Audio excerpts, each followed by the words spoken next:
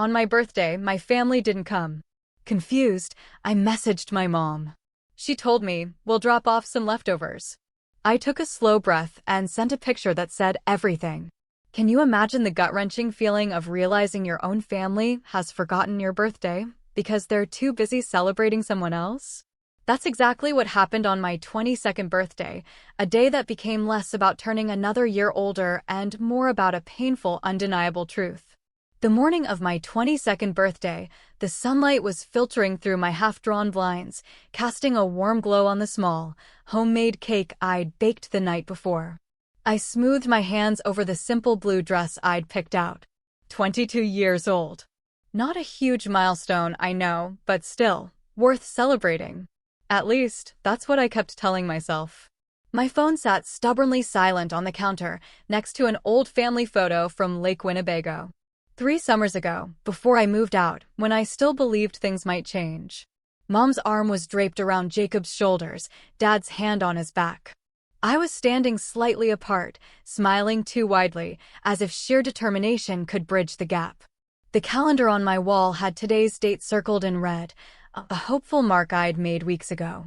I checked my phone for the 100th time. No messages. No missed calls. Not even from Mom, who used to wake me with birthday pancakes when I was little. It's fine, I whispered to the quiet room. It's still early.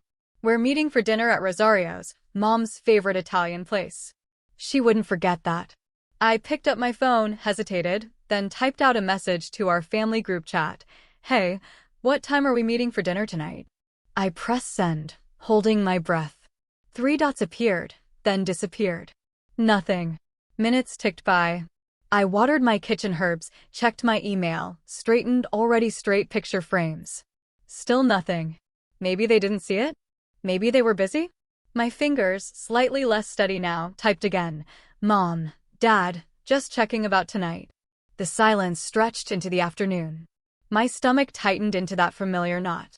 I'd felt this before, at my high school graduation, when they'd spent the ceremony whispering about Jacob's middle school science fair win, at my college awards banquet, when they'd left early for his baseball game. But not today. Not my birthday.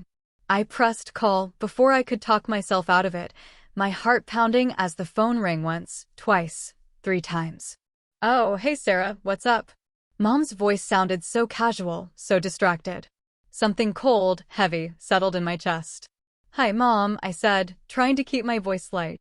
I was just checking about dinner tonight. Dinner. There was a pause. Too long. Too telling.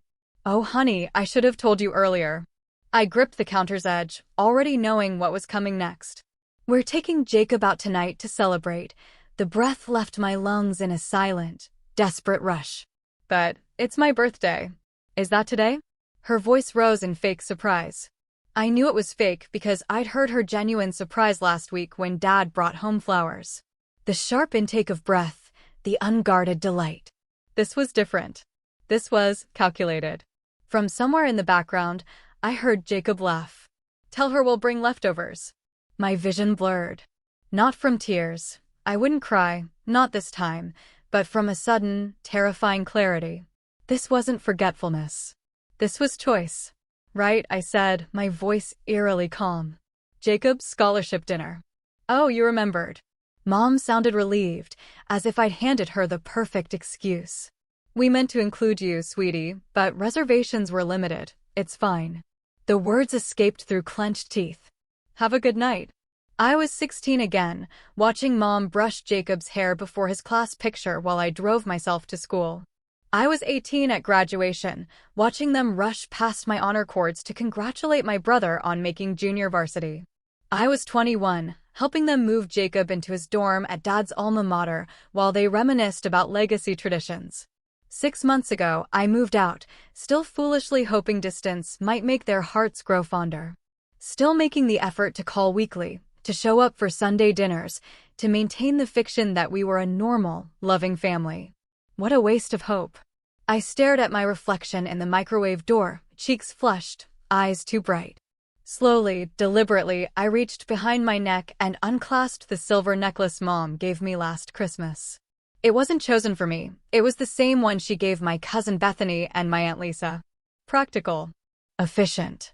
One gift, 3 women, checked off her list. I placed it on the counter and turned away. My phone buzzed. Not from my parents. It was Daniel. Happy birthday. Can't wait to see you tonight. Daniel, whose eyes actually lit up when I entered a room. Daniel, whose parents had asked for my favorite cake flavor last week in what I now realized wasn't casual conversation. I deleted the pleading text I'd started drafting to my parents. My hands trembled slightly as I called Daniel instead. When he answered, I was surprised by the strength in my voice. Hey, do you have plans tonight? They're celebrating Jacob tonight instead. The words caught in my throat as I gripped the phone tight against my ear. Through the window, I watched a cardinal land on my small balcony, trailing vibrant red against the fading afternoon light. What? Daniel's voice sharpened. I could picture his brow furrowing, the way it does when something doesn't make sense. It's your birthday today. Apparently, that didn't make the priority list. I fought to keep my voice steady, but it wavered like a candle flame in a draft. Mom thought Jacob's scholarship dinner was more important. Daniel's silence on the other end spoke volumes, followed by a controlled exhale. I'm coming to get you right now. No, I'm fine. Sarah. The firmness in his voice stopped my automatic deflection. You shouldn't be alone on your birthday. I'm already grabbing my keys. My first instinct was to protest further. I didn't want pity. I'd spent years carefully crafting the appearance that everything was fine, that my family's neglect didn't cut bone deep. But something inside me, something that had been building for 22 years, finally cracked. Okay, I whispered. By the time Daniel's gentle knock sounded at my door, I'd pulled out a box of old family photos from under my bed. I was sitting cross-legged on the floor, staring at a Christmas picture from 3 years ago. I was half cropped out of the frame while Jacob stood center, arms wrapped around Mom's shoulders. Daniel took one look at me and dropped to his knees beside me, wrapping his arms around me without a word. I thought maybe I was overreacting, I said after a moment, reaching for my phone. So I checked the family calendar. I opened the shared digital calendar that Mom insisted we all use to stay connected. I scrolled to today's date, then back several weeks. There it was, Jacob's celebration dinner. 7 p.m. Rosario's. Entered 23 days ago. They didn't forget, I said, my voice hollow as understanding crystallized. They chose. Daniel took the phone gently, scrolling through past events. His jaw tightened as he noticed what I'd shown him before, Jacob's basketball games marked as everyone attend, while my college honor ceremony had merely been labeled Sarah's school thing. Look at these texts, I continued, feeling a strange calm as I finally allowed myself to see the pattern I denied for so long. I showed him message after message. My graduation announcement met with, "We'll try to make it." Jacob's junior varsity success met with, "We're so proud." Family celebration dinner. This isn't right, Sarah, Daniel said, his voice quiet but filled with unmistakable anger. This isn't what family does. I looked up at him, at the genuine outrage in his eyes on my behalf, and something shifted inside me, like tectonic plates finally releasing years of built-up pressure. My parents have been asking about you, he continued softly. They noticed you weren't at Sunday dinner last week. I hesitated. Daniel's family had always been kind to me, but accepting their help felt like admitting my own family didn't want me. Like confirming out loud what I'd known in my heart for years. I don't need a charity birthday, I said, even as I recognized the defensive edge in my voice. Daniel cupped my cheek in his palm. It's not charity. They care about you. They've been asking when they could meet you for dinner anyway. The contrast was stark, Daniel's parents noticing my absence from one meal, while my own parents planned a celebration without me on my birthday. Slowly, I reached behind my neck and unclasped my mother's necklace again, setting it deliberately on the coffee table. Let me get changed, I said. 20 minutes later, we pulled into Daniel's parents' driveway. I'd replaced my birthday dress with jeans and a soft blue sweater. Not special occasion attire, but comfortable armor of a different kind. Before we even reached the door, it swung open, revealing Daniel's mother, Martha, her face lighting up when she saw me. Happy birthday, sweetheart. She enveloped me in a hug that smelled of vanilla and fresh flowers. It was immediate, genuine, and without hesitation. Nothing like the stiff, Obligatory hugs my mother offered at major holidays. Behind her, Daniel's father, Robert, appeared, holding a small, beautifully wrapped package. 22, right? He said, a warm smile on his face. We wanted to get you something meaningful. The gift was a beautiful leather-bound journal, my initials embossed in the corner. Not identical to every other gift they'd given, but chosen specifically for me. Thank you, I managed, my throat tight. This is perfect. My phone remained stubbornly silent in my pocket as Daniel's parents ushered us toward their car. They'd made dinner reservations at Benini's, an upscale Italian restaurant I'd mentioned wanting to try. The restaurant was warm and inviting, white tablecloths and soft lighting. Fancy without being intimidating. Robert ordered champagne as soon as we were seated, insisting on a proper toast. To Sarah, he said, raising his glass. Not just to your birthday, but to your future. We're excited to see where your talents take you. Martha added, and to finally getting to know the young woman Daniel talks about so glowingly. They asked about my new job, my apartment, my dreams for the future. Genuine questions, followed by attentive listening. No one interrupted to mention Jacob's accomplishments. No one checked their watch or glanced at their phone. As the waiter brought dessert, a slice of tiramisu with a single candle, I felt words forming that I'd never allowed myself to speak aloud. I think I've been looking for family in the wrong place. Daniel's mom insisted on one more photo, just the two of you by the fireplace. She waved us into position, then stepped back to frame the shot. Perfect. I smoothed my blue dress, the same one I'd worn this morning when I still believed my family might remember me, and leaned into Daniel's side. His arms settled around my waist, solid and present. Smile, his father called. The camera flash caught us mid-laugh. Another memory preserved. Back at Daniel's house, we settled on the couch while his parents bustled in the kitchen, making coffee and plating the small cake they'd surprised me with at the restaurant. The evening wrapped around me like a warm blanket, the gentle clicking of dishes, the soft murmur of conversation, the absence of that familiar knot in my stomach. Should take a picture to remember tonight, Daniel said, pulling out his phone. I froze. Oh, I can take it. Not this time. He shifted closer, holding his phone at arm's length. You're going to be in these photos, birthday girl. The realization stung. I'd spent years documenting everyone else's celebrations, Mom directing me to get a good one of Jacob blowing out candles, Dad handing me his phone to capture family moments. I was never truly part of it. Daniel's parents returned with coffee and cake, but before we dug in, his mother took more photos. Daniel and me. Just me. All four of us with the timer. When she showed me the results, something caught in my throat. I was smiling. Not the stretched, camera-ready smile I'd perfected for family gatherings, but something real. My eyes were bright. I looked happy. Send those to me, I asked, my voice smaller than I intended. Later, when Daniel's parents had retired for the night and we were alone in the living room, I scrolled through the evening's photos. The contrast was stark. In Daniel's family photos, I was centered, visible, celebrated. In my own family albums, I was a ghost, either behind the camera or standing slightly apart, smiling too widely, always reaching. 22 years of trying to be seen. 22 years of making excuses, asterisk they're just busy. Jacob needs more attention right now. They show love differently. Family is complicated. Asterisk my fingers hovered over Instagram. I rarely posted personal content. What would be the point? My family rarely engaged, and I'd spent years curating a light, uncontroversial feed that wouldn't embarrass them. But tonight, something shifted inside me, like a gear finally clicking into place after years of grinding. You okay? Daniel asked, returning from the kitchen with water glasses. Just thinking.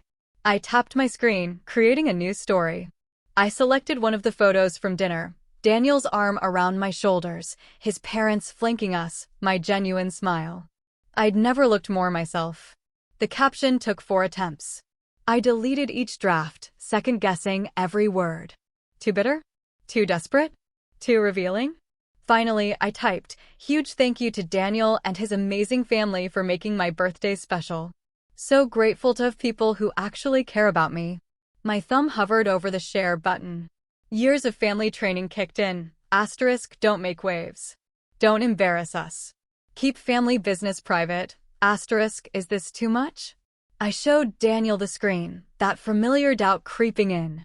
He read it twice, then met my eyes. It's just the truth, Sarah. Just the truth. Not an attack. Not a tantrum. Just the simple, unvarnished truth. I hit share before I could talk myself out of it. The post appeared in my stories, its 24-hour countdown beginning. My stomach tightened momentarily, then relaxed. There was something freeing about finally saying out loud what I'd known for years. My phone pinged almost immediately. A heart from my college roommate. Then another notification and another. Happy birthday, Sarah. You deserve to be celebrated. You look beautiful. Hope it was special. I remember when you turned 10 and brought cupcakes for everyone. You've always been thoughtful. I blinked at this last one. Mrs. Henderson, my 5th grade teacher. I hadn't spoken to her in years, yet she remembered a detail about me that my own parents would likely forget. More messages arrived. Former classmates, neighbors, a cousin on my mother's side who I saw at holidays, but rarely spoke to. Glad you had people to celebrate you properly. You deserve the best, always. Beautiful picture. Happy birthday. The validation washed over me in waves. I wasn't crazy. I wasn't selfish. Other people saw what I'd been denying for so long. Look at all these messages, I murmured, showing Daniel my phone. He squeezed my hand. People care about you, Sarah. A lot of people. For an hour, the notifications continued. Likes, messages, birthday wishes. I responded to each one, feeling lighter with every exchange. Daniel and I moved to the kitchen for more cake, talking about nothing and everything. For the first time all day, I didn't check for messages from my family. Then my phone buzzed with a different tone. A text message. What is this post, Sarah? Mom. Before I could process this, another message arrived. Are you serious right now? Dad. Then Jacob. Way to be dramatic. My phone began ringing. Mom's face filled the screen. I stared at it, remembering all the times I'd answered immediately, afraid of disappointing her further. The second call came 15 seconds after the first ended. Then a third. Daniel watched me carefully. You don't have to answer. I know. And for the first time, I truly did know that. I silenced the ringer and set the phone face down on the counter. 5 minutes later, I picked it up again. 7 missed calls. 12 text messages. A family group chat in meltdown. I took a deep breath and hit call back. When Mom answered on the first ring, her voice was tight with controlled fury. Finally. What do you think you're doing with that post? People are calling me. Without warning her, I tapped the speaker button and placed the phone on the counter between Daniel and me. His presence steadied me as I prepared to speak my truth for the second time tonight. Hi, Mom, I said calmly. I was just thanking the people who remembered my birthday. Delete it now. Dad's voice, from somewhere in the background. They must be on speakerphone too. This is completely inappropriate, Sarah. I caught Daniel's eye. He nodded, encouragement. No, I said, the single word feeling foreign and powerful in my mouth. I don't think I will. I sat perfectly still in Daniel's living room, my mother's voice filling the speaker of my phone. My hands trembled slightly against my thigh, but my voice remained steady. A small victory. I clung to like a life raft in choppy waters. What the hell are you doing, Sarah? People are seeing this. Mom's voice was pitched higher than normal, that special tone reserved for public embarrassments and social faux pas. Daniel sat beside me, close enough for support but giving me space to fight my own battle. His parents had tactfully retreated to the kitchen, though I could see them through the doorway, near enough to step in if needed, far enough to offer privacy. I chose this battlefield deliberately, surrounded by witnesses who cared about me, not isolated where I could be more easily manipulated. What am I doing? I repeated, surprised by the calm in my voice. I'm thanking the people who actually showed up for my birthday. Take that post down now. Dad's voice cut in. He must have grabbed the phone from Mom.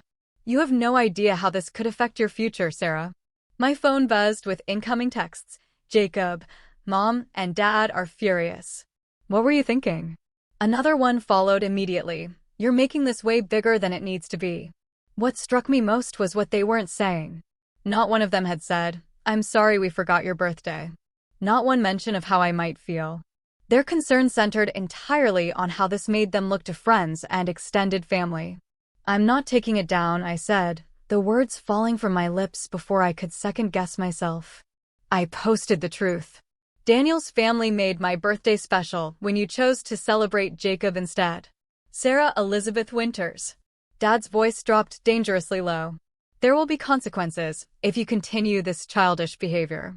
The silence stretched between us. Daniel reached over, his hand covering mine, steadying the trembling. "What consequences?" I finally asked, my voice clearer than I expected. "You've already shown me where I stand." "We're coming over," Dad announced abruptly.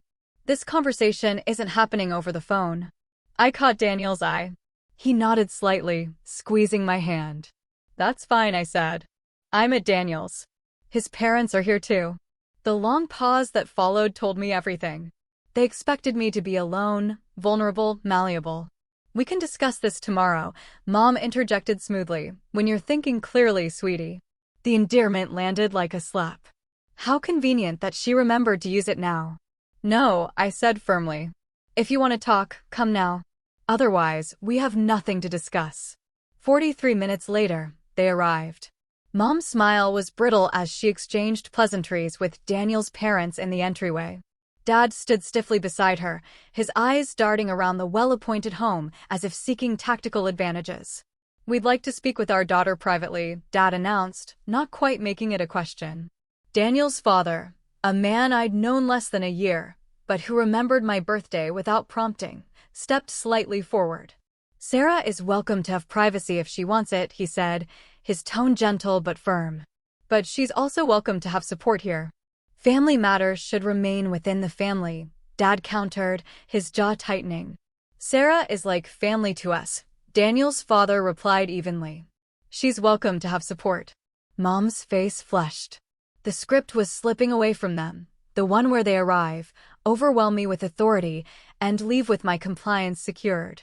I could see it in their eyes, the dawning realization that they'd stepped onto unfamiliar terrain. "Sarah, sweetheart," Mom tried again, her voice honeyed with forced affection. "We just want to understand what's upset you so much."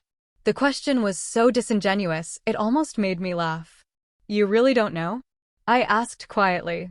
"You forgot my birthday to celebrate Jacob instead." "That's not fair," Dad began. "You didn't forget," I interrupted, surprising myself. "The dinner for Jacob was planned weeks ago." I checked the family calendar. "You chose to exclude me on my birthday." "We were going to celebrate with you this weekend," Mom insisted, but her eyes slid away from mine. "No, you weren't," I said, the certainty burning through me like a fever breaking. "This is just what you always do. Jacob first. Me as an afterthought, if at all." The room fell silent. In their faces, I saw something I'd never witnessed before, the uncomfortable recognition of a truth they could no longer deny, at least not to themselves. For the first time in my life, they saw me, and I saw them too. Clearly. Finally. Completely. Daniel's living room felt like a courtroom. The air was thick with tension, almost visible in the late afternoon light filtering through beige curtains. I sat with my spine straight against the firm cushions of the sofa, my hands resting in my lap, still, not fidgeting. Across from me, Mom and Dad stood awkwardly by the fireplace mantel, refusing the seats offered by Daniel's parents before they discreetly stepped into the kitchen. Mom adjusted her pearl necklace, the one she wears to important client dinners, and attempted a smile that didn't reach her eyes. "Sarah, honey, this is all a misunderstanding. We were actually planning to surprise you this weekend." Dad stood with his feet slightly apart, hands clasped before him like he was addressing a difficult client. "This social media tantrum needs to end now. You're damaging our family's reputation." My phone buzzed again on the coffee table between us. Jacob's texts were still coming through. I deliberately picked up the phone, turning the screen so they could all see his latest message. "Tell Mom and Dad I'm heading to Ryan's place. Don't wait up. Some celebration." "I see your priorities haven't shifted," I said, my voice steadier than I expected. Mom's eyes immediately welled with tears. Right on cue. The same performance I'd seen at charity functions when she needed to appear moved by someone's generosity. After everything we've done for you, Sarah, Dad cut in, his voice cool and businesslike. The opportunities we've given you, the support. Your grandmother's inheritance fund could be reconsidered. The words hung in the air like a revelation. Money. It's always been about money.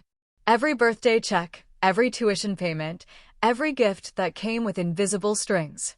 We've always supported you more than Jacob, Mom insisted, dabbing carefully at her eyes to avoid smudging her mascara. He just needed more attention because of his special qualities. A strange calm settled over me. Name one thing, I said, my voice quiet but clear. Name one accomplishment of mine that you celebrated properly. The silence stretched between us, punctuated only by the distant sound of dishes being deliberately washed in the kitchen, Daniel's parents giving us privacy while remaining close enough to intervene if needed. My high school graduation? You spent the ceremony whispering about Jacob's science fair project. I held up one finger. My college awards banquet? You left early for his baseball game. Another finger. My first job offer? You asked if I'd considered waiting for something better while planning Jacob's graduation party a year in advance. A third finger. I unlocked my phone, scrolling through my calendar and showing them. You didn't forget my birthday. You scheduled Jacob's scholarship dinner on the same day. Just like you've scheduled something for him during every important day of my life. That's not forget. That's choice. I turned the phone toward them again, displaying a photo album I'd kept. Empty chairs at my events. Half-eaten celebration cakes. Solo photos where family should be standing beside me. You're twisting everything. Mom's voice rose, the polite veneer cracking. These are isolated incidents that you're connecting to create a false narrative. Dad stepped forward, his jaw tight. If you want to remain part of this family, you'll delete that social media post and stop this ridiculous performance. That's just it. I felt something break free inside me. Not breaking down, but breaking through. I've never really been part of the family, have I? I've been the audience, the photographer, the cheerleader, never the celebrated. I reached into my bag and pulled out a small leather-bound journal. I started keeping track 3 years ago. Every forgotten milestone. Every canceled plan. Every celebration cut short because of Jacob. It's all here. Mom's eyes widened at the physical evidence of my pain, tangible proof that couldn't be dismissed as emotional exaggeration. I won't pretend anymore, I continued, my voice gaining strength. Either acknowledge how you've treated me or leave me alone. Those are your choices now, not mine. Dad's face flushed with anger, the way it does when a business deal goes south. You'll regret this when you need us, Sarah.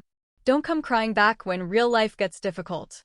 Sarah, Mom hissed, glancing toward the kitchen where Daniel's parents were barely pretending not to listen. People are watching your story online. What will everyone think? Daniel moved from his position near the doorway to sit beside me, not touching but close enough that I felt his steady presence. I hope they are watching, I said, meaning first her gaze, then Dad's. Maybe it will help someone else speak up. The shock on their faces was almost worth the years of pain. The moment they realized they'd truly lost control of the narrative, that the dutiful, invisible daughter they could count on to stay quiet had found her voice, and others were finally listening. Dad checked his watch, a nervous habit when he's lost the upper hand. Mom's fingers twisted around her pearls. For the first time in my life, they didn't know what to say to me. For the first time, I didn't rush to fill the silence with apologies. I simply waited, breathing in the unfamiliar sensation of standing in my truth while they scrambled to rewrite it. But some stories can't be edited once they've been told. And mine, finally, belonged to me. The morning light streams through curtains I chose myself, bold, teal patterns that would have horrified my mother's beige sensibilities. 1 month since my birthday, and my apartment finally feels like me. No more generic decorations chosen to avoid criticism, no more muting myself.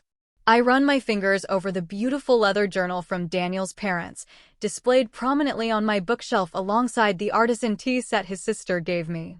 Simple gifts. Thoughtfully chosen. The kind that say, I see you. My phone buzzes with a calendar reminder. I no longer flinch when it lights up. I've filtered my contacts, removed the family group chat. The constant knot in my stomach has finally begun to unravel. Ready? Daniel calls from the kitchen, where he's washing our breakfast dishes. Almost. I smoothed down the emerald blouse I bought last week, a color I've always loved but rarely wore. Too bold, Mom would say. Too attention-seeking. I catch my reflection in the hallway mirror and barely recognize the woman staring back. Not just the clothes or the more confident posture, but something in my eyes. The anxious, approval-seeking girl from my birthday morning has begun to fade. The thing about emotional neglect, Dr. Lewis says during our third session, is that it's characterized by what didn't happen. I nod, fingers twisting in my lap. That's why I doubted myself for so long. There were no dramatic fights, no obvious abuse, just absence. Consistent, reliable absence wherever my needs were concerned. And how does naming that feel? She leans forward slightly, her eyes kind behind practical glasses. Like I'm not crazy, my voice catches. Like I've been trying to solve a puzzle with missing pieces all my life. Later that week, I sit in a circle of strangers who quickly become anything but adult children of emotionally neglectful parents. The group is called. Their stories echo mine with unsettling familiarity. When my phone shows 3 missed calls from Mom after our group meeting, I delete the notifications without checking the voicemails. The guilt I expected doesn't come. At my desk that evening, I address Christmas cards, a task I've always handled for the entire family. This year, my list is shorter, but more meaningful.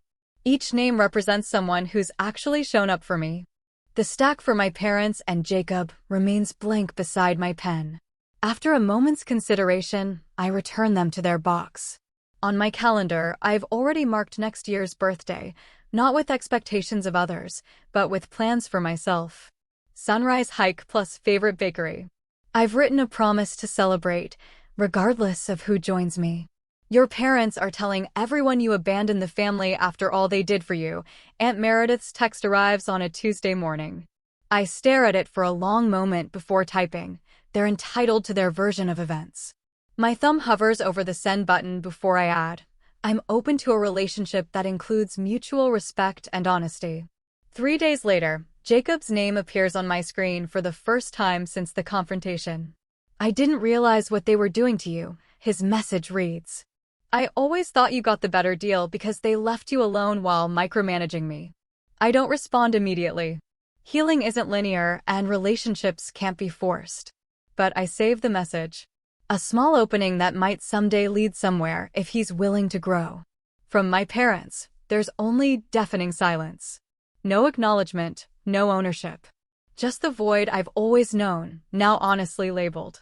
To the family we choose, I raise my glass, looking around my dining table at faces illuminated by candlelight. And the strength to choose ourselves first. Daniel's mother reaches over to squeeze my hand. His father beams from across the table. My college roommate clinks her glass against mine. The warmth in this room stands in stark contrast to that solitary birthday morning just months ago. My eyes drift briefly to the empty chair I've left at the corner of the table. Not with desperate hope, but with peaceful acknowledgement that doors can remain unlocked without expecting anyone to walk through them. After dessert, I excuse myself briefly and slip into my office. The blog draft is nearly complete. Finding home, healing from family estrangement. Comments have poured in from early readers, people who recognize their stories in mine. I glance at the letter I've written but haven't sent. I'm still here if you ever want to truly know me, it concludes. Maybe someday they'll be ready to read it. Maybe they won't. For now, I have this moment. This peace. This chosen family that loves without conditions or competition. Sometimes, the bravest thing you can do is rewrite your own story. Have you ever had a moment where you realized your family wasn't what you thought it was? Or found a new family in unexpected places? Tell me your story in the comments below. I'd love to hear it.